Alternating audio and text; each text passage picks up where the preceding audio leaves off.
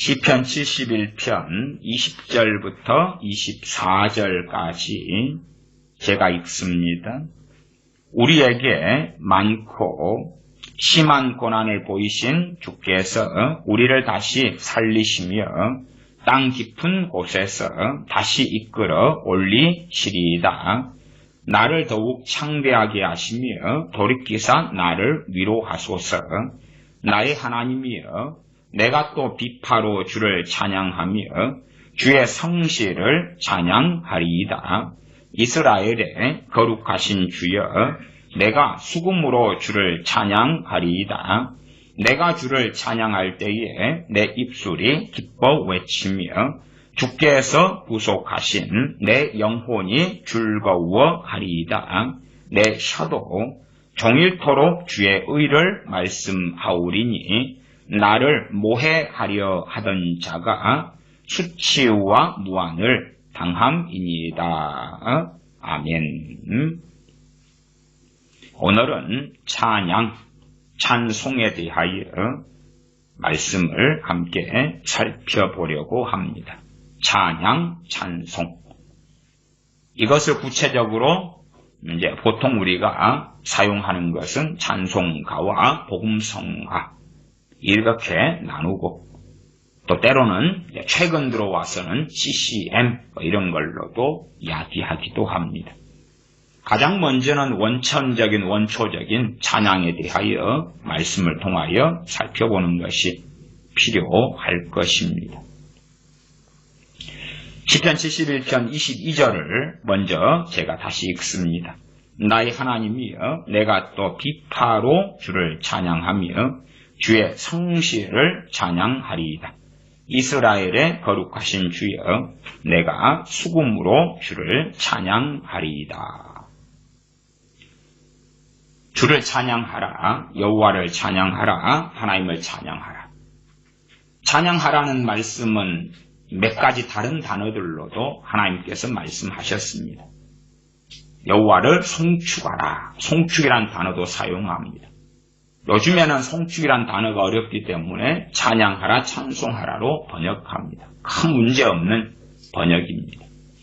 여호와를 찬양하라, 여호와를 송축하라, 여호와께 찬송하라.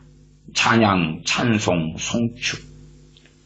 거의 의미가 동일한 단어들이 됩니다. 어떤 어리석은 사람들은 송축을 가지고 미혹에 빠지는 사람들도 저는 보아왔었습니다. 어쨌든 그런 히브리적인 단어의 의미는 굳이 살피지 않아도 상관없습니다. 뻔한 말씀에 대하여 히브리와 헬라어로 들먹이면 또한 그것도 공허한 데 나아가는 그러한 일이 쉽게 되어집니다. 찬송하라, 찬양하라, 송축하라. 그런 말씀은 신구약 성경, 특별히 시편을 중심으로는 아주 많습니다. 제가 대강 숫자를 좀 세어보니까 찬양 관련된 말씀들만 100몇십 개고, 찬양하라 이렇게 나온 말씀은 한 10개, 송축하라 나온 말씀은 한 37개인가요? 이렇게 제가 찾아보고 한번 적어봤습니다. 찬송하라도 많고요. 그 다음에 경배하라도 있지요. 경배하라. 경배하라 안에도 찬송 찬양이 들어가 있을 테니까, 그러면 직접적인 말씀들이 굉장히 많습니다. 구체적으로는 기도하라 하고는 셀 수 없이 많다 그 말이에요.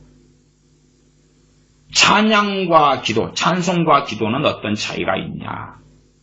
당연하게 일반적으로 우리가 대부분 사용하는 것처럼 찬송 찬양은 곡조 있는 기도다 하는 것은 우리가 다 동의할 것입니다. 왜냐하면 시편을 보면 시편에 어떤 것은 곡조가 있었고, 어떤 건 노래였고 찬양이었고, 어떤 건 기도였습니다. 물론 또한 그 구분이 없이 시편 기록 이후의 세대로 갈 때에 이 악보 또한 곡조가 없는데도 어떠한 기도들에는 곡조를 붙여서 찬양 찬송으로 삼았습니다. 종교개혁자들의 시대에도 이 시편을 중심으로 찬양을 했더랬습니다. 그래서 시편에도 기도하고 그 다음에 노래, 거기에 곡조가 혼용되어져 있습니다. 그래서 기도와 찬양의 경계가 모호하고 실상은 찬양도 진실로 우리의 기도가 되어져야 하고 그게 맞습니다. 좀 서두를 좀 보면 70편으로 가보겠습니다. 70편에 보시면 70편 위에 작은 글씨로 되어 있는 것을 보시면 다윗의 기념케 하는 시, 영장으로 한 노래 그렇게 나오죠. 기도이지만 노래지요. 왜냐하면 70편 1절에 가면 하나님이여 속히 나를 건지소서. 하나님께 기도 없이 그냥 노래만 부른다고요? 아니지요. 고람되어 하나님 앞에서 기도하며 노래하는 것입니다. 그래서 우리 그리스도인들의 노래를 이제 찬양 찬송으로도 바꾸지요. 좀 더 거룩하게 보이려고 그런 의미도 있습니다. 그러나 세상적인 방식으로 노래다 그럴 때에 진실로 우리가 부르는 많은 찬양들이 세상적인 노래와 동급으로 하나님 앞에는 취급될 때가 많을 것입니다. 물론 이 성경에 사용하는 노래의 이 번역의 의미는 찬송과 같은 의미고 우리가 세상에서 사용하는 노래의 의미는 세속적인 의미가 주로 담겨 있겠지. 우리의 많은 찬양 찬송들에 대하여 하나님께서는 너희들의 그 찬양 찬송은 찬양 찬송이 아니고 더럽고 지저분한 세상 남녀 상열지사 그 이상의 더러운 노랫가락에 들어가지도 않는다 판결하시는 것이 저는 많을 거라고 생각합니다. 영장으로 한 노래. 그러면 찬양과 기도는 뗄래야 뗄 수 없고 함께 갑니다. 오히려 기도하라보다 찬양하라, 찬송하라, 송축하라가 훨씬 더 많지. 그러나 문제는 우리의 위선입니다. 우리의 위선은 뭐냐 그러면 단지 예배당이 좀 나와서 오늘 예배 드릴 때에 찬송 한 2곡 했던 것처럼 또 함께 성가대가 찬양하고 찬양단이 앞에 리더하고 그렇게 좀 한 것으로 난 말씀에 순종했다 하는 부류도 있고 그 다음에 하나님의 자녀라고 일컬어지면서 나 그리스도인이요 하면서도 찬송하라, 송축하라, 찬양하라 그 명령을 무시하고 사는 사람들도 많지. 모르면 무죄라고 생각하는 것 같아요. 무시하면 무죄라고 생각하는 것 같아요. 무시한다고 무관심하다고 모른다고 무죄가 됩니까? 오히려 기도의 출발은요 찬양입니다. 제가 지금 일반적인 세상적인 어떤 교회적인 관례를 이야기하는 거 아니에요. 자꾸만 교회적인 어떤 관습 관례상으로 이해하시는 분들이 있어요. 기도의 출발은 찬양이다 그러니까 찬송가를 먼저 부르고 기도해야 되는 모양이다 생각하시는데 그런 의미 절대 아니에요. 절대 아니에요. 진실로 찬양할 수 있는 자만이 진실로 기도할 수 있다 그 말이에요. 진실로 하나님 앞에 찬양을 배우지 못한 사람은 하나님께서 받으시는 기도를 할 수 없다 그 말이에요. 우리의 기도는 내 영광을 위한 것이 아니라 하나님의 영광을 위한 기도, 그의 나라와 그의 의를 위한 기도가 되어져야 하기 때문에 내 정욕, 너희가 구하여도 얻지 못하면 정욕으로 쓰려고 잘못 구함이니라. 물론 세상 사람들은 하나님을 안 섬기기 때문에 그냥 하나님에 대한 기도 없이 하나님을 안 믿기 때문에 이모저모로 살아가는데 자기들이 원하는 것이 많이 성취됩니다. 미국이나 우리나라에 주식을 하는 사람들이 아직까지는 상당히 돈을 많이 벌기도 했어요. 기도했어요? 아니에요. 우리가 크리스찬이다. 정욕적으로 기도한다. 하나님으로부터는 응답은 없는데 세상 사람처럼 맞아떨어져서 돈 벌 수 있다 그 말이에요. 그럴 때 이제 착각을 하지. 기도해서 응답해 주셨다고. 다시 말하면 자신이 한 기도는 정욕이 아니다고. 우리가 기도 안 해도 자연적으로 이루어질 것들이 많이 이루어져요. 안 믿는 사람들 하나님 안 섬기고도 잘 먹고 잘 마시는 사람 너무 많아요. 그래서 그냥 정욕에 따라서 기도하면서 우연히 혹은 하나님의 긍휼로 혹은 지혜롭게 잘해서 되어진 것을 하나님 응답하셨다. 기도해서 응답한 거야. 내 기도는 정욕으로 구한 게 아니야. 그러니까 동일한 일들, 비슷한 일들을 또 그렇게 기도하면 돼. 그러면서 하나님 앞에서 타락해져 가고 더러워져 가는 것이 정욕이 뭔지도 구분하지 못해요. 자신의 욕망과 욕심이 뭔지도 구분하지 못해요. 자신의 욕망과 욕심을 거룩한 걸로 탈바꿈시키고 그리고 무죄라고 하는 어리석은 사람들이 많지. 제가 다시 전제로 말씀드리는 것입니다. 제 설교 시간이 길어도 이 긴 설교 시간으로 아주 조금밖에는 설명 못 드려요. 조금밖에는. 하나님 앞에서 찬양을 배우지 않는 사람들은 기도를 배울 수 없다. 하나님 앞에 진실로 찬양하지 않는 자들은 기도할 수 없다. 기도에 흉내는 낼 수 있다. 기도에 신용은 낼 수 있다. 진실로 찬양할 수 없는 자가 기도해야지. 하루 5분 기도, 10분 기도, 30분 기도, 1시간 기도, 기도 생활, 집중 기도, 5시간 훈련. 우리의 고정관념은 찬송가 몇 장 부르고, 복음성가 얼마 부르고, 찬양 인도자의 리더를 따라서 얼마 찬양하면 우리 찬양한 거야. 위선 떨지 마세요. 거짓말 하지 마세요. 예배당에 성가대가 서서 우리를 대신하여 하나님께 찬양하니까 우리는 찬양한 거야. 위선 떨지 마세요. 거짓말 하지 마세요. 자기를 속이지 마세요. 하나님께 하나님을 찬양하는 건 하나님을 경배하는 것, 하나님을 송축하는 것입니다. 하나님을 높여드리는 것입니다. 그걸 배우지 못한 사람이 기도하면 그 기도는 하나님을 종으로 하인으로 부리는 것이고 아니면 하나님과 자기가 동격인 거예요. 동격.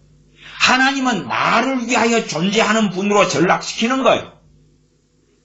그러면서 하나님을 이용하는, 조종하려 하는, 지배하려 하는 악한 자가 되는 것이죠.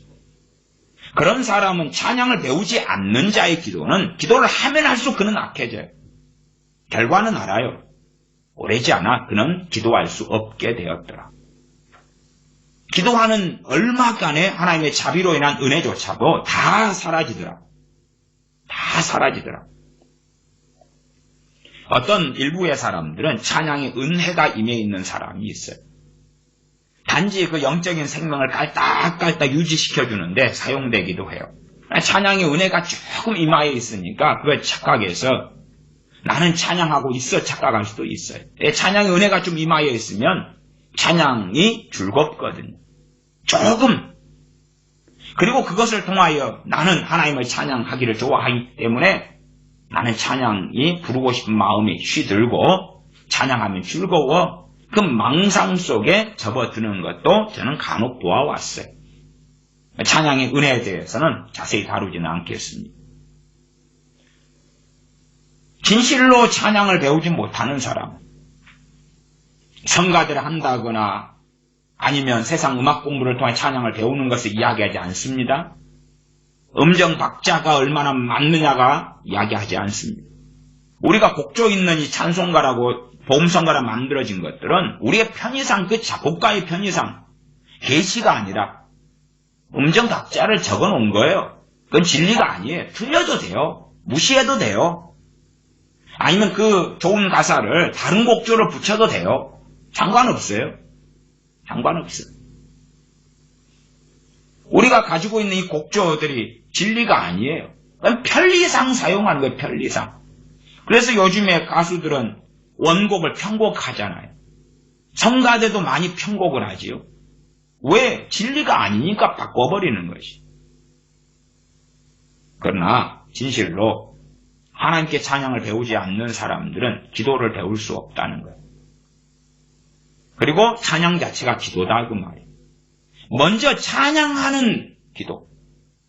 찬양하는 기도. 아니 하나님을 찬양합니다 이런 기도 말고 우리의 찬양이 기도인 것으로 하나님 인정하시는 그러한 찬양을 배워야 돼요. 찬양이 기도라니까요. 제가 증명을 얼마 전에 시편 70편 가지고도 증명을 했어요. 그 다음에 다 마찬가지입니다. 쭉쭉쭉 봐보십시다. 그 위에 그 머리 글자를 봐보세요. 49편 이렇게 넘겨보니까 이것은 과거에 제가 성경 공부할 때나 이렇게 쭉 몇 시간에 걸쳐서 자세히 그냥 떠들려보고 해야 되지만 설교 시간에는 조금밖에 못 봅니다. 49편 서두에 봐보세요. 고라 자손의 시. 자, 시라는 것은 한 번 하는 것입니까? 두 번 하는 것입니까? 수없이 하는 것이 반복하는 게 시예요. 학생들이 학교에 가면 시도 배웁니다. 그러면 그 시를 진달래 꽃인가? 그런 시다. 님의 침묵 한용운에 그런 것을 계속하여 두고 수십 년 동안 쓰고, 아니면 저기 누가 고려시대 때 누군가요? 이 몸이 죽고 넋이라도 있고 없고 그런 것도 두고 고시조로서 쓰잖아요. 그런 것처럼 시라는 것은 그런 것이 한 번 그냥 읽고 소설처럼 지나가는 게 아니다 그 말이에요.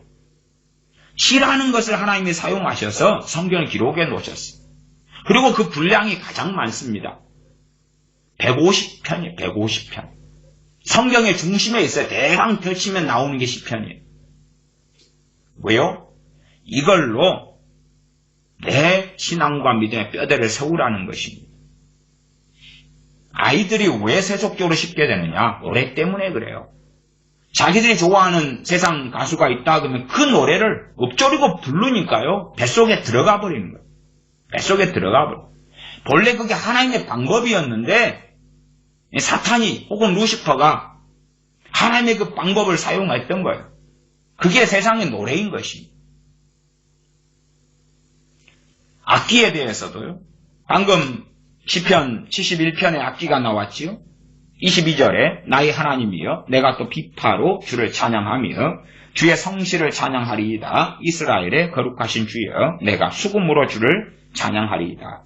다른 말씀들도 수금아 비파야 수금으로 비파로 하나님을 찬양할지어다 등등이 나와요. 호고치며 꽹가리치며 찬양할지어다 나와요. 그러면 악기의 존재 이유가 뭐죠? 천국에서 악기를 가지고 유행가 부를 것 같아요? 악기를 가지고 요즘에 대부분의 노래는 남녀 상열지사입니다.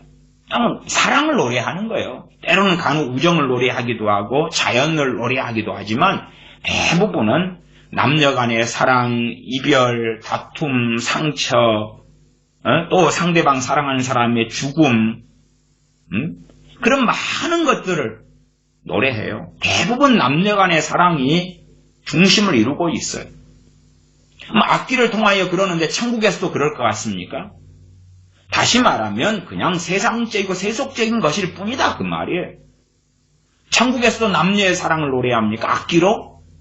악기의 존재 이유가 그게 아니에요.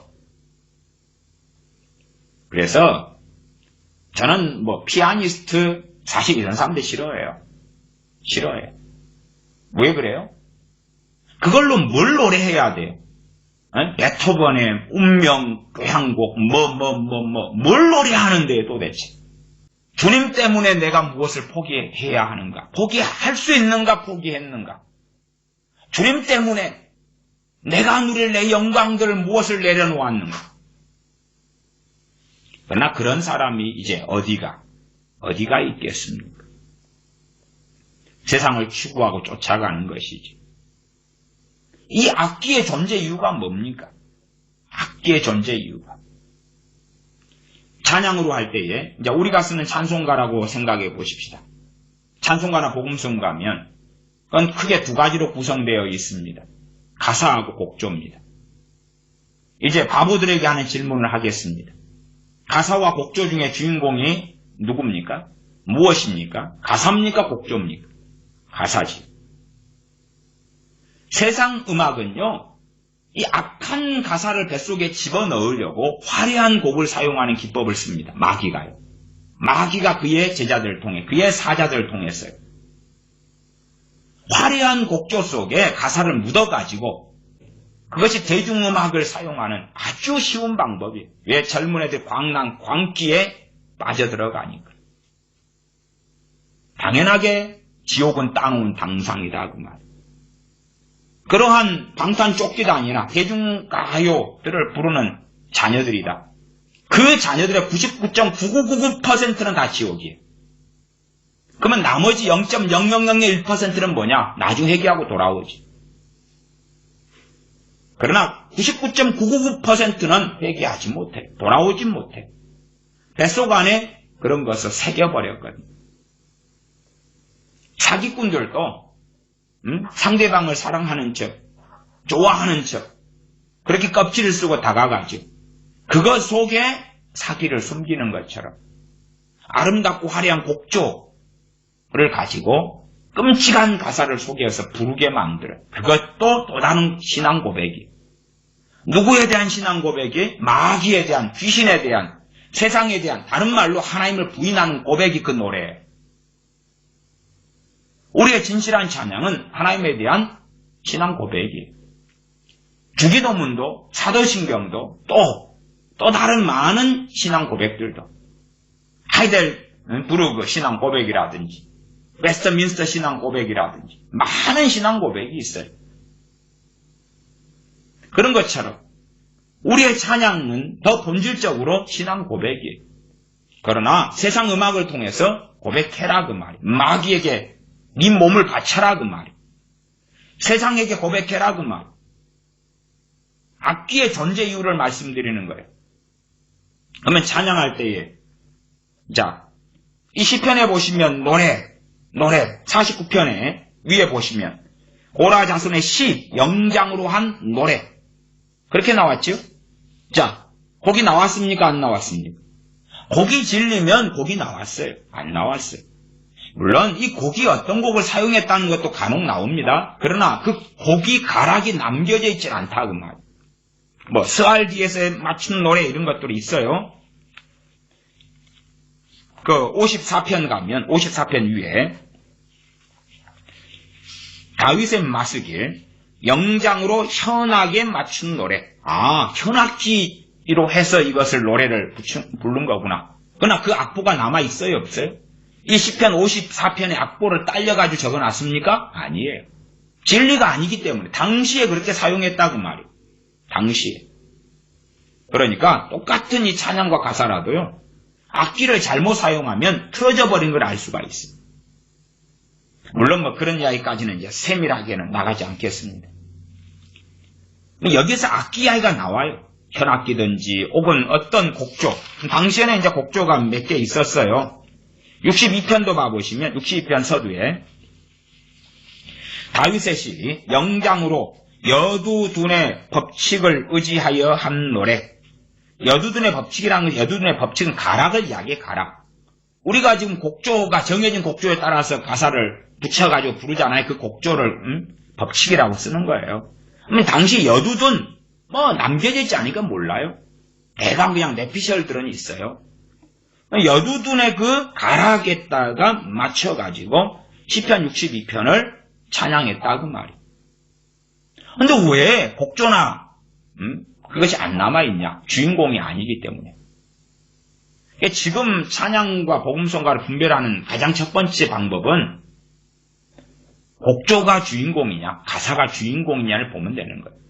지금의 이제 만들어지는 많은 대중성 있는 또 젊은 애들이 부르는 복음성가들은 가짜들입니다. 대부분 가짜들이에요. 극단적으로는 대부분 마귀적이다 그렇게 말씀드려요. 왜 그러냐 그러면 곡조가 주인공이니까. 그 현란한 음악을 사용해. 곡조가 주인공이에요.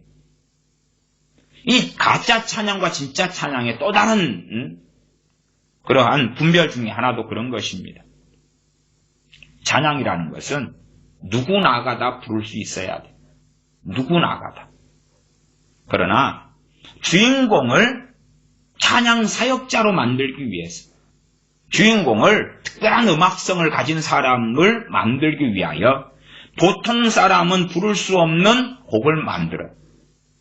그러면 공연용이 되죠. 저는 찬양 사역자들을 상당히 존중합니다. 정말 귀하다고 봐요. 정말 귀하다고 봐요. 그런데 그것 말고 상당한 찬양 사역자들은 자기가 으뜸되기를 원하고 자기가 하나님의 영광을 가로채기를 원해요. 물론 의도는 하나님께 영광 돌립니다 하는 것이죠. 생각해 보세요. 보통 사람이 올라가지 않는 곡조와 가락과 보통 사람은 쉽게 부를 수 없는 그 어려운 곡을 만들어서 높은 옥타브까지 올라가는 노래를 만들어요. 그 노래를 누가 요청합니까? 찬양 사역자라면, 찬양 가수라면 가수자를 붙이겠습니다. 그 사람이 요청하고 혹은 그러한 곡을 작곡가가 만들었다 그럴 때 내가 쓰겠다고 하겠지. 그러면 그 곡을 부를 때에 자기는 굉장히 돋보이게 됩니다. 왜 다른 사람들은 감히 따라 부르지 못하니까. 그러면 이제 구경꾼으로 전락하는 거예요. 구경하는 것이에요. 그 다음 찬사를 보내죠. 너무나 아름답습니다. 너무나 멋집니다. 본래가 세상 노래가 그렇게 만들어지는 거예요. 세상 노래의 주인공은 하나님이 아니고 그 가수니까. 그 가수니까 가수를 찬사하지. 그런데 찬양은 그 사람은 사라져야 되거든. 분명히 그 사람이 앞에 서가지고 멋지게 찬양했는데 그 사람이 사라져야지 바른 찬양이고. 설교도 마찬가지입니다. 제가 이 강단에 서가지고 아주 그냥 감동적인 저에 대한 간증들을 좀 했다고 합시다. 그러면 설교가 끝나고 누가 남아요? 제가 남아요. 제가 남아요. 내가 이러이러한 삶을 살았는데 이러이러한 헌신과 눈물과 어려움과 고통과 고난과 어쩌고 저쩌고 내가 어떤 애영기도를 하고 치유기도를 하고 어떤 안수를 하고 어떤 부흥집회를 하고 어떤 회개가 터지고 어쩌고 저쩌고 누가 어려울 때 돈 얼마 주고 어쩌고 저쩌고 그러면 설교 끝나고 그 설교자가 남아요. 그런 설교자를 도둑놈이라 그럽니다. 하나님의 영광을 가르친 도둑놈이라 그러고 한 걸음 나아가면 저주받을 자라고 말하는 거예요. 자신의 이야기를 설교 가운데 할 수밖에 없다는 것은 동의하고 저도 강간합니다. 그러나 그 결과로 당신이 대단하네, 성자네, 그러면 도둑놈이 하나님의 영광을 골라먹은 것입니다. 설교자는 그래서 정말로 위험한 아슬아슬한 줄타기를 하는 경우가 많고 줄타기 하다가 떨어져서 실족사를 하는 경우도 많지요. 영적으로 하는 이야기. 찬양사역자, 설교자보다 더 위험합니다. 그리고 곡이 위험하지요. 그 사람을 돋보이는 곡을 만들어주고 그래야 공연을 할 수 있거든. 찬양 공연. 티켓 얼마 받고 사람 모아서 사람들 찬사를 받는 그런 곡들은 정말 더러운 시궁창보다 더 더러운 것입니다. 왜냐하면 하나님을 이용하여 돈벌이하고 하나님을 이용하여 자기 영광을 구하는 것은 시궁창 똥통보다 더러운 것이. 차라리 유행가가 더 깨끗한 것이. 유행가도 크게 두 종류로 저는 나누겠습니다. 한 종류의 유행가는 요즘의 유행가. 그건 더러운 시궁창이죠. 과거의 유행가. 그러면 좀 낫다 그 말이에요. 과거의 유행가들 좀 보시면 그렇게 곡조에 많이 의존을 안 해요. 가사가 중심이에요. 그 다음에 과거의 유행가들은 특징들이 있는데 하나는 대중성이 있어요. 누구나 다 쉽게 따라 부를 수 있다 그 말이에요. 그 다음에 곡조가 그렇게 많이 어렵지 않아요. 그리고 감정적이지 않아요. 과거의 대중가수 부르는 사람들. 70, 80 음악이다. 그런 걸로 돌아갑시다. 60년대든 70년대, 80년대든. 그냥 그런 것은 하나님과 무관하지만 그렇게 더럽고 지저분하지는 않아요. 그러나 요즘의 복음송가나 요즘의 어떤 찬양들은 그러한 과거 70, 80 음악보다 훨씬 더 더러워요. 아니 옛날 그 대중가요 가수들도 자기 영광을 그 자기 세상 노래를 통하여서 그렇게 많이 드러내지 않았어요. 누구나 부를 수 있으니까. 그러나 누구도 쉽게 부를 수 없는 곡을 부른다. 그 다음에 거기에 심하게 정서적 감정적인 것을 담아가지고 부른다. 그러면 굉장한 마귀의 사자가 되지. 더 무서운 것은 세상 노래가 아니라 물론 그 방탄 쫓기당 같은 것이나 그쪽 계통의 애들은 진짜 무서워요. 과거의 서태지나 그쪽 계통이나.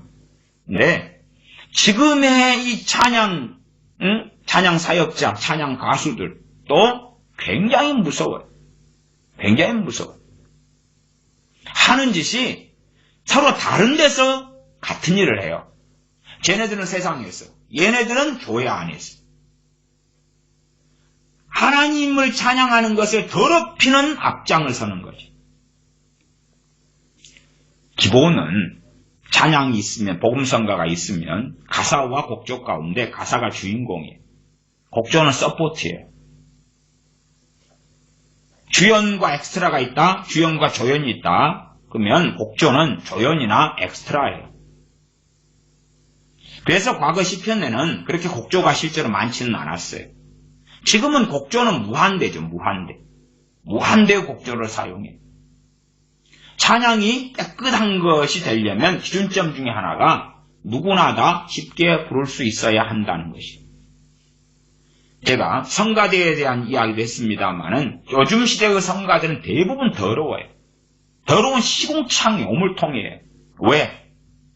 자, 보통 부르는 곡이 있다. 아, 하나님의 은혜로 찬양이 있다. 그러면 성가대가 그걸 부르면 뭐 1절은 똑같이 부를 수 있어요. 2절, 3절 되면 편곡해버려요.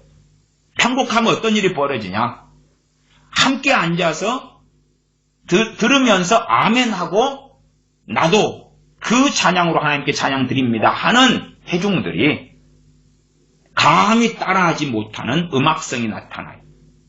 편곡을 해야지만이 이 성가대에 앉은 사람들, 서서 찬양하는 사람, 특별한 사람들이 되는 거예요. 다시 말하면 분명히 아는 곡인데 편곡을 해버려가지고 따라할 수 없어요. 그냥 구경꾼이 되는 거예요. 구경꾼. 그리고 그것은 공연회장이 되는 거예요. 누구 보라고요? 이제 결국은 관람객이 되는 거예요. 하나님께 예배하는 예배자가 돼가지고 하나님의 말씀을 청종하는 청종자가 돼가지고 앉아있는 게 아니라 그 성가대 공연을 보는 관람꾼이 돼가지고 보는 걸로 전락시키는 거예요. 진정으로 성가대가 찬양할 때 왜 성가대 연습 시간이 왜 필요해 도대체? 왜 가정 팽개치고 밤 10시까지 모여서 그 짓거리 해요? 이 대중 혹은 교인들이 감히 따라할 수 없는 걸 연습하겠다는 거 아니에요? 당신들이 듣고 감탄하도록 혹은 큰 교회면 담임 목사님이 듣고 찬사할 수 있도록 어디 공연 가도 빠지지 않는 그 수준을 보여주겠다는 거 아니에요? 음식은 그래도 돼요. 찬양은 그러면 안 되는 것이. 성가대가 찬양할 때에 회중이 항상 부르는 찬양들, 함께 할 수 있는 찬양들. 그런 곳이면 성가대도 항상 불러왔던 것이기 때문에 연습이 필요 없어요. 진실한 신앙만 필요하지, 신앙과 믿음이. 그러면 찬양할 때 되면은 그때 와서 하면 되지 그냥. 항상 부르던 건데 뭘 맞춰봐요. 더군다나 누가 못 부른다, 잘 부른다 해도 합창으로 불러버리면 그 안에 녹아들어가 버려요. 녹아들어가 버려요. 대부분의 깨끗한 찬양은 합창으로 부르는 찬양은 좀 더 깨끗해져요. 왜? 누가 튀어나와야지 영광 받을 거 아니에요. 찬양을 잘 인도하는 사람의 특징은요, 분명히 그 사람 인도자로서 그 사람 목소리가 튀어나왔는데 그러나 사람을 홀리지를 않아요. 그냥 그 사람 인도를 하는데 자연스럽게 청중이 함께 부르는데 분명히 마이크를 사용할 때 그 사람 목소리가 제일 큰데 쇼킹하지도 않고 그냥 잔잔한 거예요. 잔잔해. 어떤 찬양단 멤버가 5명이 있다 그럴 때에 잘못된 사람은 그 가운데 누구냐 그러면 목소리가 튀어나와요. 튀어나와서 뭐 혼자 고음 쓰고 있고 혼자 뭔가를 후렴구나 뭘 하는데 자연스럽게 조화를 이루지 않아요. 나아가서 그 음성에 엄청난 감정을 담아요. 그러면 시궁창이에요. 시궁창. 그런 시궁창들이 이제는 교회 안에 만연되어 있어요. 요즘의 찬양곡들은 이 찬양 사역자라고 하는 자들이 하나님의 영광을, 하나님의 이름과 교회를 이용하여 돌아먹으려고, 공연을 하려고, 왜? 대한민국 교회 교인들이 1100만이기 때문에 돈 벌어먹을 때가 많잖아요. 또한 음반을 만들어 팔면 팔아먹을 때가 많잖아요. 팔아먹을 수요 계층이 있단 말이에요. 세상 노래는 경쟁이 더 심해요. 무한 경쟁같이. 그러나 교회의 찬양은 훨씬 경쟁이 약해요. 수요는 강하고. 그러니까 정말 삐까뻔쩍하게 자기를 드러내고 과시하는 자신의 음악성, 자신의 역량을 과시하는 곡을 선택해서 불러대는 거예요. 그러니까 이제 요즘에 젊은 애들 부르는 찬양은요, 다 상당수가 구경꾼의 전락이에요. 얼마의 음악성 있는 사람만 좀 연습하고 배워가지고 따라하고요. 나머지는 그냥 멍하니 구경하는 거예요. 찬양도 아니고 뭣도 아니고. 정말 더러워져 버렸어. 그런 쓰레기를 주워 먹는 사람들은 기독교 정신병원에 가야 돼. 저기 화순회에 가면 기독 정신병원이 있습니다. 기독교인들은 할인도 해준다는 어떤 루머도 돌아요. 그 루머도 손모 목사가 옛날부터 퍼뜨렸는데 믿거나 말거나 합니다. 화순 기독 정신병원으로 가세요. 거기 가면 기독교인들이 내가 하나님 믿습니다. 기독교인입니다. 할인해 줄런지 몰라요. 할인 받으려면 담임 목사 추천서도 써가지고 가세요. 응? 이제는 기독교 정신질환자들이 너무 많아졌어요. 찬양이 뭔지를 몰라요, 이제. 넋이 나간 미치광이 시대가 되었기 때문에 그런 것 같아요. 진실로 찬양할 수 없는 사람들은 진실로 기도할 수 없다. 시편 150편까지가 기도와 찬양을 분리시킵니까? 왔다 갔다 해버려, 왔다 갔다 해버려. 시, 찬양, 노래, 기도, 회개, 애통 왔다 갔다 해버려요. 그런데 찬양 몇 곡 부른다, 듣는다, 끝. 아니, 정말로 찬양이 흘러가게 해야 돼요. 그래서 하나님을 경외함이 뱃속에 자리 잡을 때 그때에 진실로 기도할 수 있는 사람이 되는 거예요. 아니, 기도 잘하라고 경건에 훈련시킨다고 네 30분씩 기도해. 아니, 뭐 하는데? 자녀한테 너 10분씩 기도해. 뭐 하게? 뭐 하게? 뭘 기도할까요? 뭐 그러겠네요. 공부 잘하게 해주세요. 지혜롭게 해주세요. 똑똑하게 해주세요. 건강하게 해주세요. 엄마 아빠도 건강하게 해주세요. 사업 잘 되게 해주세요. 꼬맹이들도 그러더라고요. 옛날 중학생 애들 기도시키니까 십 잘 가게 해주세요. 그러더라고요. 아니, 기도시키면 뭐예요? 그러니까요, 뻔해요. 기도시키면요, 5분 있다가 할 말이 없어요. 그냥 방언 은사 받았으면 방언 은사 쪼잘쪼잘 좀 하고 우리말 기도하라 그러면 할 게 없어요. 할 게. 왜 할 게 없어요? 달라 그러는 것도 몇 개 없거든요. 요즘 시대 부모가 잘 챙겨주는데 뭐 달라 기도할 것도 없어요. 응? 기껏 그냥 공부 잘하게 해주세요. 영어 잘하게 해주세요. 수학 잘하게 해주세요. 친구 누구 하나를 좋아하게 해주세요. 대인관계가 편해지게 해주세요. 내가 원하는데 수학여행 부모가 안 보내준다는데 보내주게 해주세요. 그런 거 아니에요? 그런 거 몇 개 하다 보면 떨어지죠. 그게 뭐가 있는데 더 이상. 이 잘 먹고 잘 사는 시대에. 요즘에도 어지간하면 다 건강하고 살찐 애들은 살 좀 빠지게 해주세요. 뭐 그럴 수 있겠죠. 기도할 게 없어요. 기도의 주 내용이 무엇인데? 찬양이에요. 물론 제가 서두에 말씀했던데 하나님 찬양합니다. 그게 아니다고요. 그게. 그런 이야기를 하는 게 아니에요. 하나님을 찬양함과 송축하면서 나오는 시편 같은 그러한 기도를 이야기하는 거예요. 때로 회개기도라도 하나님 이용해서 우리 하나님 내가 이거 잘못했는데 잘못했어요. 그래 용서해 준다고요? 알았어요. 나 이제 자유 얻었네. 진실로 하나님 앞에 나아가는 자가 되어져야 되고 그런 사람 입에서 나오는 게 찬양이에요. 그리고 그런 사람이 기도할 수 있어요. 다시 말하면 찬양을 잃어버리면 기도도 잃어버려요. 찬양을 잃어버리면 기도를 잃어버려요. 그러면 대지 위에 건물을 지어요. 어떤 데는 100평에 다 건물을 올릴 수도 있어요. 한국 건축법 같으면 건물 주변에 화단도 만들고 꽃이나 나무나무 심어야 되는 법도 있고 그래요. 근데 이 대지 위에 건물을 지을 때에 이 대지가 찬양이에요. 대지가 찬양. 그게 건물을 세우는 그 건물이 기도예요. 찬양이 없으면 땅이 없는데 어떻게 건물을 지어요? 크레인으로 공중에 아파트를 매달아 놓을 거예요? 이 땅이 농사 지을 때 밭이 있죠? 논이 있죠? 그것이 찬양이에요. 거기에 이제 식물을 심어요. 포도나무도 심고 감나무도 심고 배나무도 심어요. 상추, 고추도 심어요. 그러면 그 밭이라는 땅에서 어떤 것은 일항이 있고 사람 다니는 길도 나야 돼요. 그 다음에 고추를 심으면 고추 모종을 세우는 지주대도 세워야 돼요. 그것이 전부 다 찬양의 모판이다 그 말. 비유하자면. 거기에 이제 이 자리 감자 심고 고구마 심고 고추 심고 상추 심고 그렇게 하는 거예요.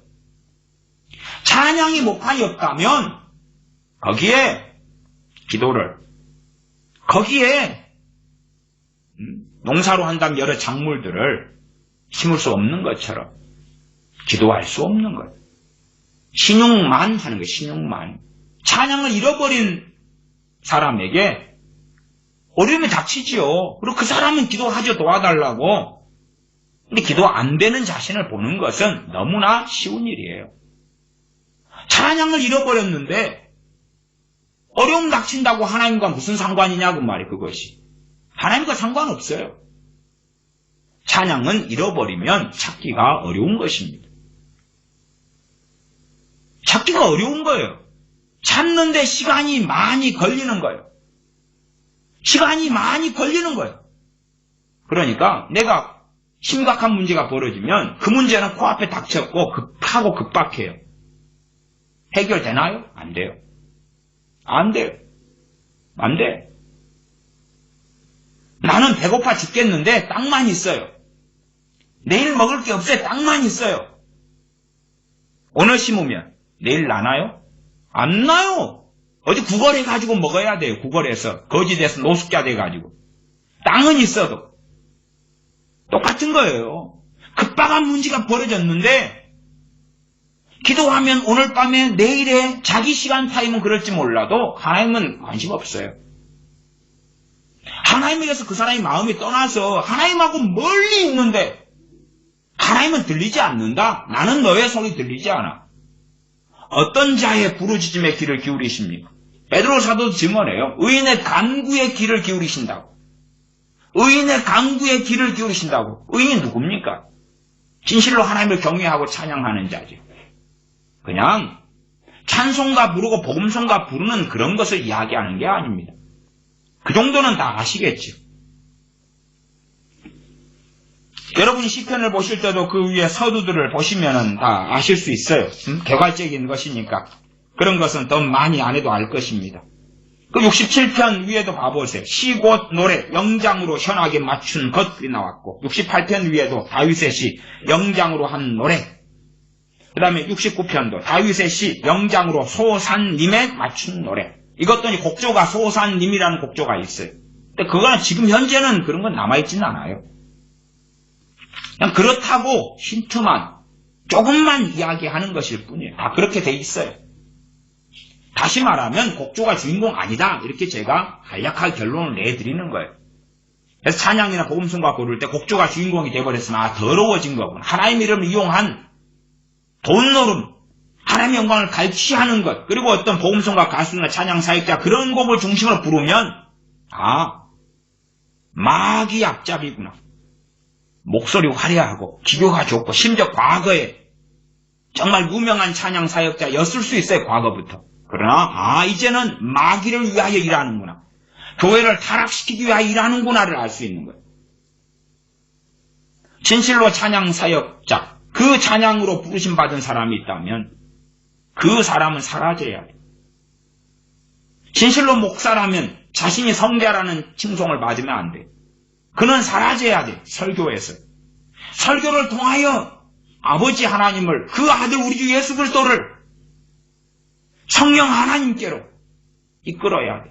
물론 성령님께서는 자신의 영광을 구하러 오지 않으셨기 때문에 그 아들의 영광과 아버지의 영광을 위하여 오셨기 때문에 주님 재림 이후에 새하늘과 새 땅 이후에는 성령님께서도 영광을 취하실 거예요.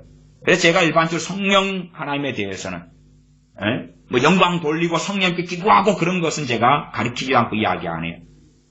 왜? 주님께서 성령님에 대하여 그가 오시면 내 영광을 가지고 알리시겠습니다.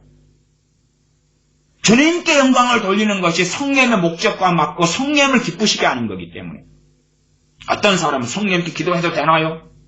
저는 해도 됩니다만은 성령님께서 별로 좋아하시지 않으실 겁니다라고 이야기하지. 왜? 성령님의 보내신 목적에 대해 아들 주님께서 내 영광을 가지고 알리시겠다고 말씀하셨기 때문에 그 성령님에 대한 설교들에서 조금 했었습니다. 그래서 정말 참으로 아버지의 영광, 그 아들의 영광을 사람이 찬양 가수가 빼앗아 먹는 그러한 것이 되려면 자신의 기교, 자신의 음악성을 드러내야 되니까 곡조가 필요해요. 화려한 곡조가. 그리고 이제 악기가 그에 동원되는 거지. 악기의 존재 이유는 찬양이에요. 하나님을 영화롭게 하는 것이. 그러니 주인공이 될 수가 없어요. 저는 드럼 사용을 찬성합니다. 그러나 그 드럼 사용이 도를 지나치면 차라리 없는 것만 못하다 그 말이에요. 저는 당연히 오르겐이나 신디사이저 사용을 적극 추천합니다. 적극자도 붙여요. 근데 도를 넘으면 안 되는 것입니다. 선을 지켜야 되는 거예요. 선을. 부모 자식 간에도 부부 사이에도 유별이다. 선이 있다 그 말이에요. 악기가 넘지 않아야 될 선이 있어요. 바닷물이 하나님께 경계를 정하셨잖아요. 육지와 바다 사이에. 침범하지 않아야 될 선이 있다 그 말이에요. 물론 침범했다가도 돌아가죠. 해일이 일어나가 덮쳤다가 다시 돌아가죠. 선이 있으니까 다시 제자로 돌아가야 한다 그 말이에요. 그것처럼 악기도 선이 있는 것입니다. 개괄적인 이야기입니다. 그래서 시편 71편이었죠? 71편 22절에 나의 하나님이여 내가 또 비파로 주를 찬양하며 주의 성실을 찬양하리이다. 이스라엘의 거룩하신 주여 내가 수금으로 주를 찬양하리이다. 악기는 참 가치가 있기 때문에 악기가 많이 나왔어요. 악기가. 그러나 이 악기를 잘못 사용하면 내 정서적 감정을 불러일으키는 데 사용하고 그게 문제가 되면 믿음을 잃어버려요. 믿음에 대하여 눈이 가리워져 버려요. 악기를 최대한 절제하는 가운데 사용해야 돼. 악기 절제. 악기 절제라는 것은 뭐냐 하면 제가 화려한 그 곡조일 때 악기가 이제 절제하지 않고 널뛰게 하지요. 그것을 곡조를 만들 때의 절제를 이야기하는 거예요. 이 음악을 잘하는 사람들은 똑같은 이 곡조에다가도 화음을 막 화려하고 멋지게 넣을 수 있다 그 말이에요. 예? 짠짠짠짠 빵빵빵빵빵빵 어떻게? 그걸 절제해야 된다 그 말이에요. 아니 이 하나님의 사람 다윗이라고 합시다. 그러면 수금으로 비파로 찬양할 때에 그 멋진 비파는 주로 하프 계열인데 이걸로 막 몰입해가지고 막 해버리면 찬양은 어디 가요? 없어져 버리죠. 야 무슨 기법으로 그냥 막 기타를 두구두구둥둥 전작 기타를 두드려 대면 찬양은 사라지잖아요. 찬양이 주인공인데 그리고 보조가 악기인 거예요. 악기가 없는 것보다 있는 것이 훨씬 좋아요. 그러나 함께 위험성도 상존해요. 자동차가 없으면 교통사고는 별로 안 나겠죠. 신호등 건널 때나 나는 등이겠지만 차가 있으면 편리함도 많은데 그만큼 조심성, 음주운전도 하지 않아야 되고 신호등도 잘 지켜야 되고 하는 조심성은 반드시 필연이죠. 그것처럼 악기는 안 쓰는 게 좋냐 쓰는 게 좋냐 그럼 쓰는 게 좋다. 사용하는 게 좋다. 그러나 사용할 때는 위험성도 인지하고 있어야 한다. 부엌에서 음식을 하는데 부엌칼을 쓰면 좋냐 안 쓰면 좋냐 반드시 써야 돼. 반드시 안 쓰면 양파는 어떻게 썰 거예요? 김치는 어떻게 썰 거예요? 찢어 먹으면 되겠네. 그럼 꼭다리는 어떻게 할 거예요? 요리할 때 생선을 사시미를 뜨면 칼이 없이 어떻게 뜰 거예요? 반드시 필요해요. 물론 찬양할 때 그 악기가 반드시냐 그럴 때는 그까지 정도는 아니다. 그러나 그래도 필수적인 것에 가깝다 그렇게 말씀을 드려요. 그러나 부엌칼도 잘못 쓰면 위험하죠. 손가락이 베이고 잘리고 다칠 수 있는 거예요. 용광로가 얼마나 필요합니까? 그러나 용광로에서 참사가 일어나면 기본적으로 그냥 막 중상에서 사망으로 가는 사고들이 나타나요. 너무나 중요한 게 용광로인데 그럴수록 주의가 필요한 거다 그 말. 악기는 참 가치 있는 건데 주의가 많이 필요해요. 그걸 인지하지 못하고 생각하지 못하면 바보다 그 말이에요. 바보. 찬양에 대한 많은 구절은 제가 별로 찾지 않겠습니다. 일단은 시편 뒤로 가서 150편을 보겠습니다. 시편 150편. 시편에가 많이 있는데 이제 그냥 편리적으로 반복하기 위해서 제가 적어놓은 구절은 좀 많이 있는데 뭐 그렇게 많이 보지는 않겠습니다. 150편 1절부터 마지막 절까지입니다. 제가 읽습니다. 할렐루야. 그 성소에서 하나님을 찬양하며 그 권능의 궁창에서 그를 찬양할지어다. 할렐루야도 마음대로 사용하는 사람, 쉽게 하는 사람은 참 오히려 강팍한 사람들이 그렇습니다. 할렐루야가 여호와를 찬양하라, 하나님을 찬양하라의 뜻인데 정말 그러려면 안 하는 건 차라리 좋은데 하면 진심으로 해야 돼. 안 그러면 하나님을 능멸하는 자가 돼요. 쉽게 그냥 할 수 있는 말이 아니에요. 할렐루야가. 아멘도 마찬가지입니다. 무조건 그냥 맹목적, 맹신적으로 어느 목사가 설교하는데 아멘, 아멘, 아멘 그러면 지광이 집단으로 전락하는 것입니다. 정말 당신이 아멘 하는 거요? 말씀을 가지고 다 확인을 하고 참고하고 묵상한 다음에 그 다음에 심령 마음 중심에서부터 아멘인지 세모인지 노멘인지 아니다. 동의할 수 없어. 그 결론이 나와야지 무조건 덮어놓고 닥치고 아멘을 한 다음에 생각해보자. 아니면 닥치고 아멘하고 생각 안 하자. 무조건 목사가 했으니까 믿자. 그럼 정신 나간 것이죠. 할렐루야도 함부로 쓰는 게 아니에요. 진심으로 안 하면 죄가 되는 것입니다. 그러니 할렐루야를 할 때 되면 마음을 가다듬어야지. 가다듬어야지. 마음을 정돈해야지. 마음은 저 영화관에 가 있고 마음은 그 남자한테 가 있는데 마음은 쇼핑센터에 가 있는데 할렐루야? 하나님을 조롱하는 거예요. 하나님의 심령을 감찰하시는 하나님이신데 그 앞에 딱 걸리는 거예요. 그냥 걸립니까? 심하게 걸리게 돼요. 할렐루야를 하지 말란 이야기가 아니에요. 할 수 있는 사람이 아무 때나 어느 때나 할 수 있는 크리스천이 돼야 돼요. 그게 방향성이에요. 목적지예요. 그러나 출발은 처음부터 도달할 수 없다 그 말이에요.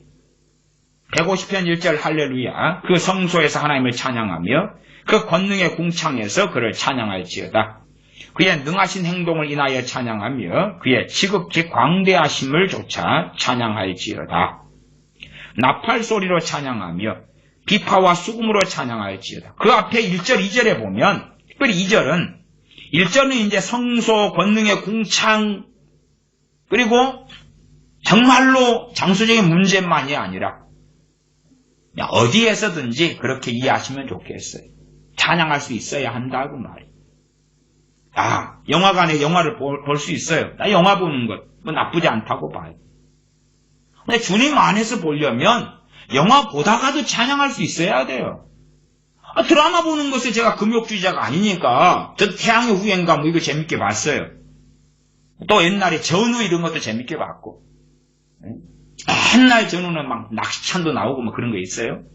참 제가 재밌게 본 거. 물론 눈물을 찔찔 짜는 것은 또 안 좋아하고 그래요. 근데 볼 수 있는데 그러면서도 찬양하고 기도할 수 있는 사람이 제대로 보고 있는 거예요. 영화를 보면서 내가 찬양할 수 있어야 돼요. 다시 말하면 마음을 뺏기지 않았다고 말이에요. 골프 치라 그 말. 골프 치면서 어떤 사람은 자기가 골프를 치는 게 죄라고 정죄해버리면 치지 마세요. 치지 마. 저는 탁구를 좋아했어요. 20살 때부터 탁구를 치기 시작했는데 오래 쳤어요. 오래 쳤어. 탁구 오래 쳤어. 또 가뿐하게 한 20년 이리저리는 뭐 치지 않았을까요? 요즘 들어와서 안 친 지는 오래됩니다만은, 몇 년 됩니다만은, 탁구 많이 쳤어요. 실력은 한 중상위권 정도 될 것 같네. 많이 쳤어요. 그냥 막 집중력으로 탁구를 쳐요. 폼이 좋고 그런 건 아닌데, 그냥 깡다구로 그냥, 탁구를 치는 그런 유형인데, 그러면 탁구를 치면서 찬양할 수 없다면, 내가 탁구가 우상이 돼서 몰입한다면, 아니면 내가 탁구를 정죄하고 있다면 하지 마세요. 양심의 문제이기 때문에. 그러나 골프 치면서 하나님을 찬양할 수 있어야 돼요. 그러면 하세요. 그러면. 이게 골프가 죄가 아니에요. 골프 좋은 거예요, 이게. 좋은 거. 골프가 죄면 뭐 죄 아닌 게 뭐가 있겠어요.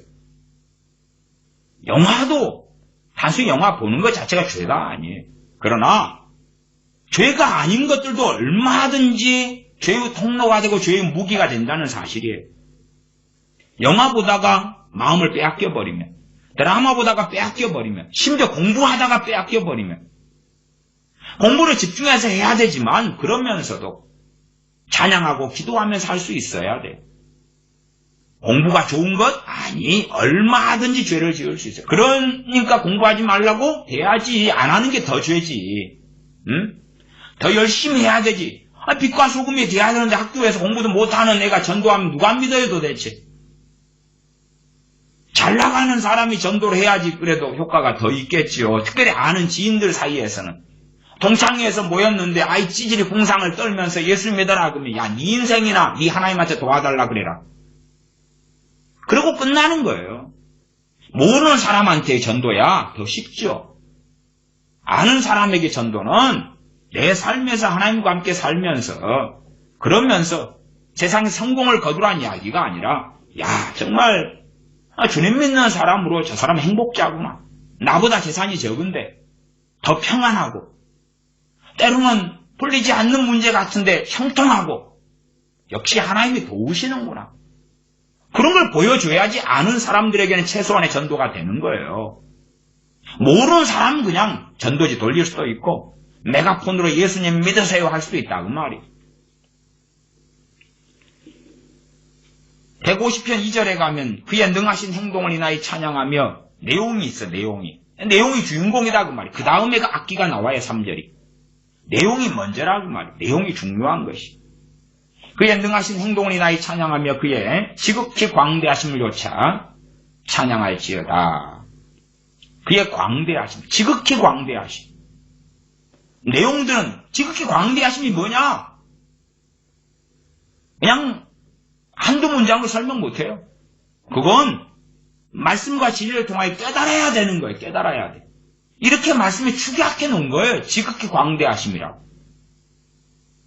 근데 요즘에는 또 옛날부터 찬양 만드는 걸 보면 그냥 가사를 똑같이 옮겨가지고 그의 지극히 광대하심을 찬양할지어다 그렇게 딱 끝나요.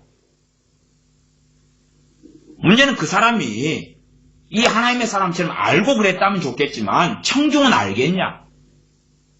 지극히 광대하심을 찬양할 수 있는 수준의 사람은 얼마나 됐냐 할 때에 믿는 크리스찬 가운데 거의 없어요. 모르니까. 그냥 성경에 있는 문자적으로 지극히 광대하심을 찬양합니다. 그럴 수 있다고 말이에요. 몰라요. 몰라. 하나님은 알아가야지만 이것이 무엇을 이야기하고 이렇게 찬양할 수 있는 사람이 될 수 있는지 없는지가 믿음의 성장에 따라 좌지우지 되겠죠. 내용을 이야기해. 그의 능하신 행동도 그렇고.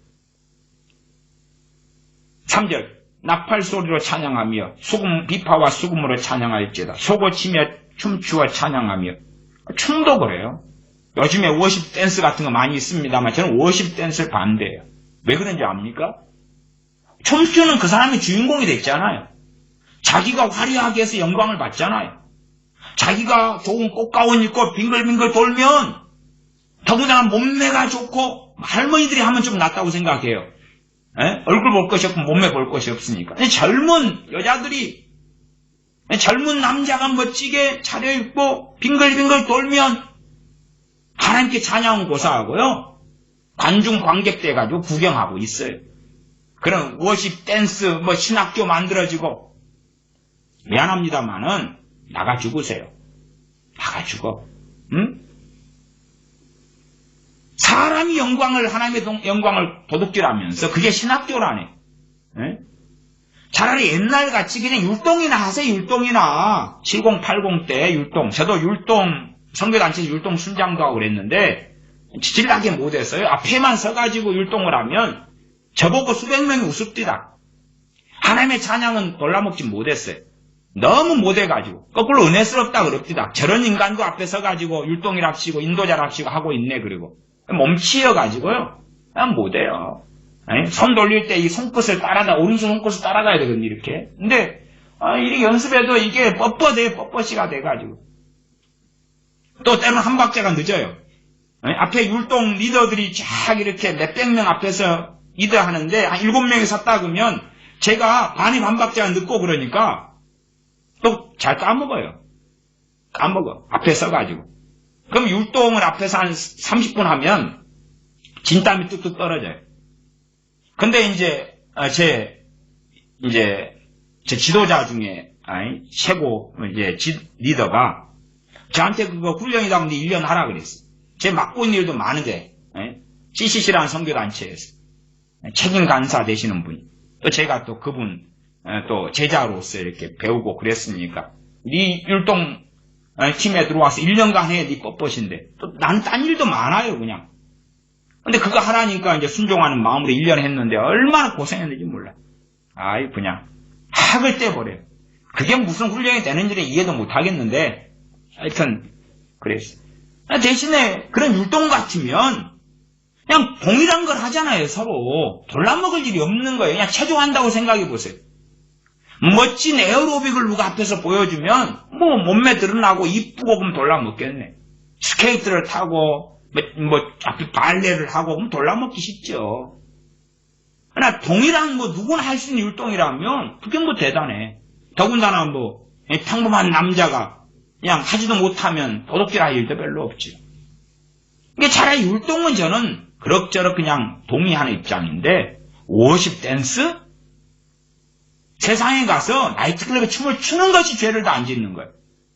하나님의 이름으로 죄를 짓는 것은요, 세상이 죄를 짓는 것하고는 급수가 틀려요. 하나님 이름 빙자하고 하여튼 별짓을 다 하는 거기 때문에 그래요. 다 자기 자리가 있어요. 나팔이든 비파수금이든 소고치며 춤추며 찬양하며 춤을 추는 것이든 현악과 퉁소로 찬양할지어다. 큰 소리 나는 재금으로 찬양하며 높은 소리 나는 재금으로 찬양할지어다.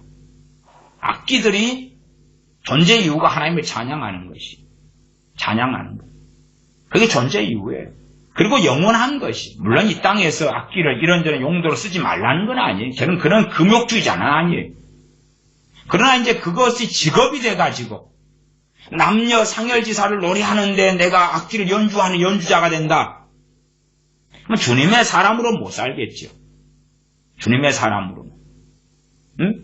올갱이 있어서 학교종이 땡땡땡 그리고 학교 교사가 돼서 초등학교 교사가 돼서 연주할 수 있어요. 저는 그런 건 좋다 그런 거예요. 그러나 그게 전문 직업이 돼가지고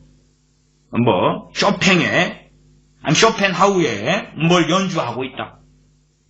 그러면 저는 진실로 크리스찬으로는 제대로 살 수 없을 거다.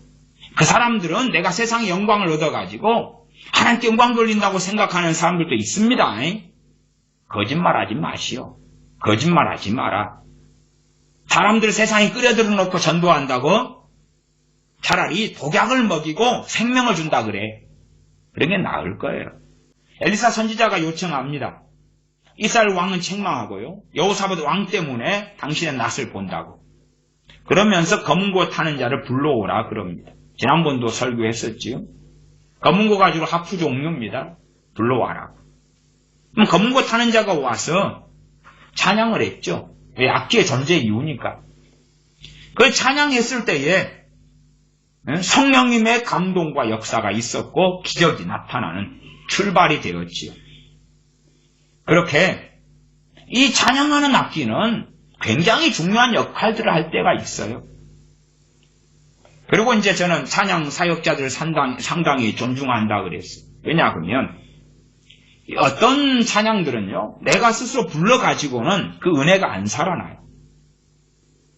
그 찬양 리더나 사역자가 부르는 걸 들을 때에 도움을 받는 게 아주 많아요.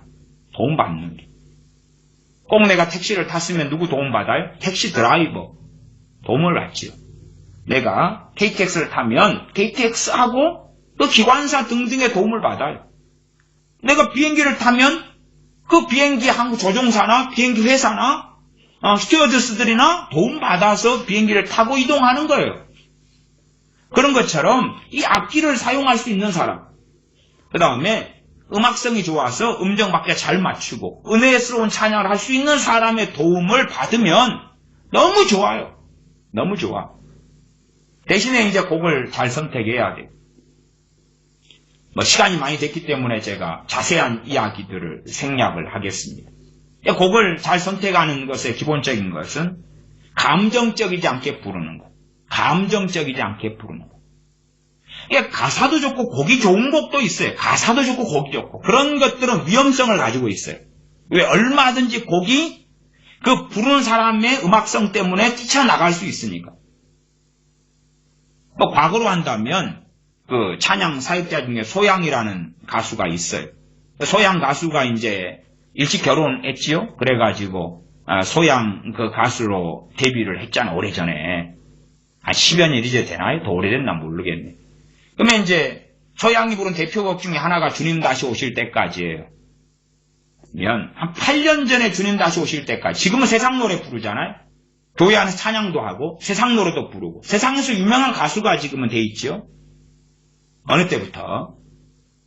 그러니까 그 소양이 입는 옷이나 화려함이 아주 세상적으로 변해버렸지. 소양을 따르는 젊은 애들은 소양의 옷 치장, 그 세속적인 것을 보고 따라가지. 저러도 되는구나, 크리스천이. 단정하게 하는 것이 아니라. 어쨌든 한 8년 전에 소양의 주님 다시 오실 때까지를 들으면 굉장히 은혜스러워요. 주님 다시 오실 때까지는 곡이 화려하고 가사도 좋고 곡도 화려하기 때문에 곡이 화려한 것은 위험성을 내재하기 때문에 조심해야 되는 부분이 항상 있어요. 그리고 상당히 감정을 담을 수 있는 곡 중에 하나예요. 8년 전 걸 들으면 절제된 가운데 은혜스럽게 잘 찬양하고 성령의 역사나 하나님의 은혜도 있어요. 제가 또 7년 전 것도 들었어요. 그것도 좋아요. 한 4년 전 걸 들으면 유튜브에 다 있으니까. 4년 전 거 들으면 이제 알쏭달쏭해요. 그때의 그 은혜는 많이 소멸해버렸어요. 그 다음에 작년 2019년 11월 걸 제가 들었어요. 어느 교회에서 했더라고요. 그걸 들었는데 제가 정말 음악성이 없잖아요. 결론이 뭔지 아세요? 나도 니만큼은 부르겠다. 나도 니만큼은 부르겠다. 내가 불러도 니만큼 하겠다는 거예요. 아니 내가 주제에 내 주제에 그렇게 형편 없어졌어요. 최소한은 작년 11월에 부른 것이 음정 박자는 맞을지 몰라도 은혜가 없어요. 그러면 내가 음정 박자 틀려도 내가 부르면 니보다는 더 은혜가 있겠다고 말이에요. 형편 없어져 버렸어요. 왜? 세상 음악으로 가는 그 단편적인 것만을 이야기하는 게 아니에요. 찬양을 부르다 보면요. 음악성이 있을수록 자기 영광이 튀어나와요. 나를 드러내고 과시하고 싶어요. 내가 얼마나 고음이 올라가는지. 그래서 소양이 그래서 세상 음악에서 인기 끌어버린 게 이 고음 옥타브잖아요. 와, 음악적 자질이 너무 탁월해. 우와 가는데 저 같은 사람은 그런 세상 영광을 구하려고 그래도 가능하지 않지요. 노래를 못 부르는데 음악성이 없으니까. 음악성이 탁월하다고 와 올라가서 막 질러대는 거예요. 그냥 근데 너무 깨끗하고 깔끔하게 그냥 길게 확 가니까 와 저 사람 저러다가 숨이 끊어지지 않나. 근데 안 끊어지고 또 하는 거예요. 박수 찬사가 터지죠. 찬양 사역자들은 자기가 앞에 부르면 자기가 주인공이 쉽게 돼요. 위험성이 항상 공존해. 이 설교자 저 같은 사람도 마찬가지예요. 정말 위험한 자리. 그래서 너희가 아무나 선생이 되지 말라고. 선생된 자들은 더 큰 심판을 받을 거라고 야고보서에 기록되지요. 그 위험성을 인지하지 못하고 요즘에는 신학교도 많이 생겼고 비나 고동이나 소명 없이 신학교로 달려 들어가고 여자분들이 특별히 여자 목사가 돼가지고 사기꾼 사이비가 되고 계시받아서 사람을 지배하고 조종하는 그러한 광신 속에 접어드는 것도 아주 많이 보고 있습니다. 대한민국 교회에 파괴 파멸로 가고 있다. 그렇게 말씀드릴 수밖에 없는 상황들이죠. 어쨌든 설교자 위험성에 두말할 나위가 없고 그건 지난 시간에 제가 설교했고 이 찬양 사역자들이 찬양을 부르다 보면 이제 선곡을 할 때 어려운 곡을 선곡하면 그게 문제가 돼요. 왜? 관중이 자기는 부를 수 없잖아요. 그러니까 구경하는 거죠. 그러니까 우리가 찬양을 이제 찬양 사역자의 곡을 듣고 찬양 인도자의 곡을 듣고 그 도움을 받아서 택시에 타고 자가용에 타고 비행기에 타는 것처럼 도움을 받을 수 있어요. 찬양에 있어서. 근데 내가 부를 수 없는 곡은 선택하는 게 아니에요. 내가 부를 수 없는 곡은 나는 구경해야 되잖아요. 물론 예외는 있습니다. 예외는 또 따로 말씀드릴게요. 응? 예외는 뭐냐 그러면 내가 부를 수 없는 곡인데 내가 그 찬양을 자주 듣는 거라고 합시다. 들으면서 회개가 터지고 은혜를 받은 경험이 있는 그 곡은 되는 거예요. 그런 곡은 내가 그 찬양을 부르는 사람 누구에게 집중하는 게 아니고 그 찬양의 가사나 그 찬양을 통하여 주님께 집중을 하기 때문에 그런 건 좋아요. 보통 이제 기도하면서 찬양을 틀어놓는 분들이 있어요. 저는 그것은 상당히 찬성해요. 또 문제점 위험성도 있어요.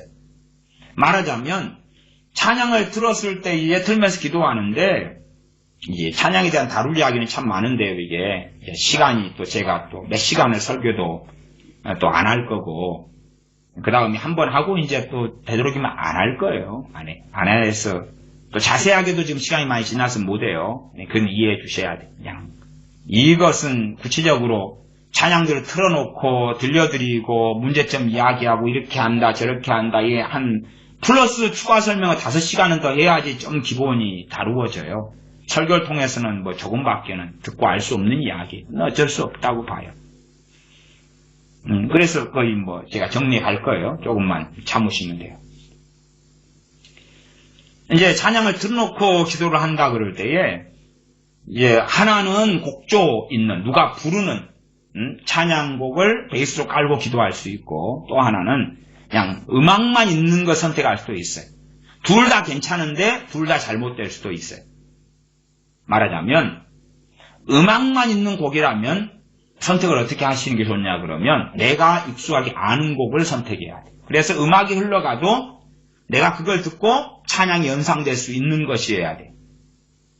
그냥 음악만 있으면 안 돼. 음악만 있으면. 그리고 나는 요즘에 무슨 그런 거 있잖아요. 미혹된 것이 기도 음악으로서 굉장히 많이 나왔어요.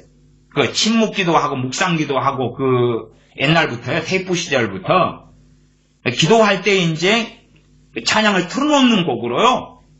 막 역사하는 곡들이 대한민국을 지배해버렸다. 그 정도예요. 상황이. 물론 여러분이 믿거나 말거나입니다. 뭔가의 정서와 감정을 담아서 그때도 오래됐는데 미국의 누구더라? 그 남자분인데 제가 누가 그 양반들의 CD를 선물해 주셔서 다 들어보니까 그것이 한국에 상당히 영향을 미치고 있을 때 다 그런 양반이더라고요. 기억이 이름이 안 나요. 미국의 누군데. 근데 어쨌든 그런 것들은 굉장히 더러워요. 물론 근데 듣는 사람은 은혜롭게 들려요. 그 잔잔한 음악을 갖다가 쫙 연주하면서 가사 없이 가거든요. 굉장히 은혜롭게 들리는데 그렇게 기도하면 똥물 뒤집어 쓰고 하는 거예요. 아주 그냥 상한 음식 먹고 기도하는 것과 똑같아요. 제가 원리는 똑같습니다. 익숙하게 내가 부를 수 있고 찬양하는 곡. 그래서 그 곡조만 듣고도 내가 찬양을 연상하고 할 수 있는 그 곡으로 해야 되고 그 다음에 찬양하는 곡을 선택할 수도 있어요. 그때 되면 내가 그 찬양하는 그 음악성에 감탄할 수 있는 곡이 아니고 또 내가 평상시에 부르던 곡으로 해야 돼. 어떤 한 곡이요. 내가 은혜 받는 곡이 되려면 전에도 찬양 설교에서 다 했던 이야기들일 겁니다. 어떤 곡이 내가 은혜 받는 곡이 되려면 시간이 필요해요.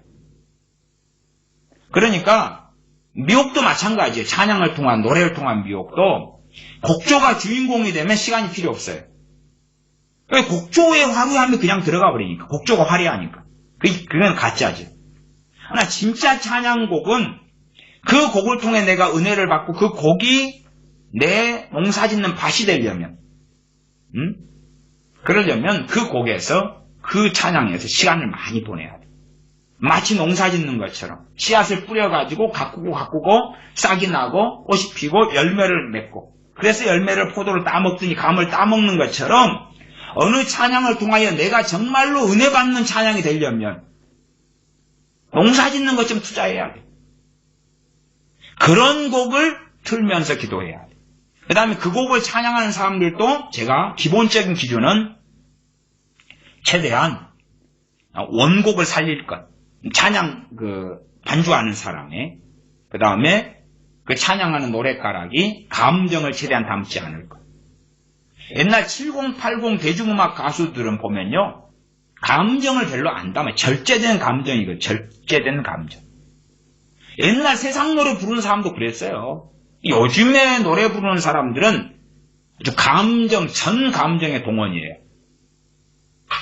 요즘에 설교자들도 감정 동원하는 설교, 음성의 설교. 요즘에 찬양하는 사람들도 감정을 담아서. 감정을 담으면 성령님은 떠나가셔요. 감정을 담으면 성령 역사하시지 않으셔요. 왜? 네가 감동을 주려는데 성령 역사하실 이유가 없잖아요. 네가 정욕으로 역사하겠다는데 성령 역사하실 이유가 없잖아요. 믿음으로 찬양하는 거고, 그 믿음의 찬양의 결과로 성령 역사하시면 감동이 일어나야 되는 거예요. 순서가 맞아야 되는 거예요. 순서가. 아니, 콜라를 마신다고 콜라 뚜껑을 따고 마실 거 아니에요. 뚜껑 안 따고 들이대봐야 목이고 흉기지. 순서가 있는 거 아니에요? 자동차 운전하고 가려면 시동 걸고 가야지. 근데 시동 안 걸린다, 기름이 없다, 그럼 기름 채워놓고 시동 걸고. 순서가 있잖아요. 그것처럼 다 지혜로운 사람은 그런 순서를 다 이해하고 알아요. 찬양을 선곡할 때에 내가 찬양을 익숙하게 부르는 것, 은혜가 되는 것. 은혜가 되는 것. 거기에서 시간을 많이 보낸 찬양이 내게 능력이 되는 거예요. 그리고 찬양을 그래서 제가 사실은 이것은 어떤 동영상이나 화면을 띄워드리면서, 그러면서 똑같은 이제 복음송가다 그러면은 그 10명이 부른다, 5명이 부른다, 그걸 다 틀어드리면서 이 사람의 찬양의 음성과 목소리가 어쩌고, 감정을 담았고 절제했고 어쩌고, 이걸 다 설명해 드리면서 좀 이해를 시켜드려야 돼요. 그래도 다 이해 못해요. 어떤 사람은 구분 못하거든요. 그러나 이제 반 이리저리는 이해할 수 있을 거라고 봐요. 근데 그렇게는 이제 할 수 없는 게 또 설교 시간이고, 그것은 공부 시간에는 좀 가능해요. 공부할 때는 제가 그렇게 유튜브 틀어드리면서 똑같은 찬양 한 곡을 가지고 선택해가지고, 똑같은데 어느 사람이 부른, 이름이 누군지 몰라도 누가 부른 이 찬양이 깨끗하고 좋다, 그런 것까지 이제 설명이 되어져야 되는데, 그까지 안 되니까 제가 그냥 감정을 얼마나 어떻게 절제했느냐, 믿음으로 찬양한 다음에 자연스럽게 따라 나오는 성령의 감동과 우리의 화답의 감정, 믿음으로 찬양하고 우리의 감정이 화답하거나 성령님께서 감동을 주시거나, 그런 곡들, 그런 순서가 되어져야 된다. 이해 못하시더라도 어쩔 수 없어요. 이 정도로 제가 설교를 마감하겠습니다. 참으로 찬양할 수 없다면 진실로 기도할 수 없다. 기도 훈련을 아무리 많이 해봐라. 10시간을 하고 1시간을 해봐라. 조금 지나서 지푸라기를 태우는 것처럼 남는 게 하나도 없을 거다. 심지어는 농사 다 지어놓고 추수하기 전에 들판에 곡식이삭에 불 붙여버리는 것처럼 어리석은 일이 되기도 할 것이다. 진실로 찬양하는 사람만이 기도를 배울 수 있고 기도할 수 있고, 그리고 그 기도가 정욕을 따른 기도가 아니라 하나님의 나라와 의를 구하는 기도가 가능해지고 진실로 하나님께서 기도를 받으시는 사람이 될 것이다. 그러면 단지 우리가 부르는, 조금 듣는 복음송과 찬송가 하고는 상당히 진실로 성경의 찬양은 괴리가 있을 수 있고, 그리고 심지어는 옥조하고도 상관이 없기도 할 수도 있다. 기도하겠습니다. 아버지 하나님, 진실로 우리가 하나님을 찬양하는 하는 사람들이 되어져서 진실로 하나님 앞에서 기도로 담대히 주님을 지하여 하나님의 은혜의 보좌 앞에 나아갈 수 있는 하나님의 자녀들이 되게 도와주시옵소서. 우리 주 예수님의 이름으로 기도하옵나이다. 아멘. 축도하겠습니다. 이제는 우리 주 예수 그리스도의 은혜와 아버지 하나님의 크신 사랑하심과 성령님의 교제 교통하심이 하나님의 자녀들에게 영원토록 함께 계실지어다. 아멘.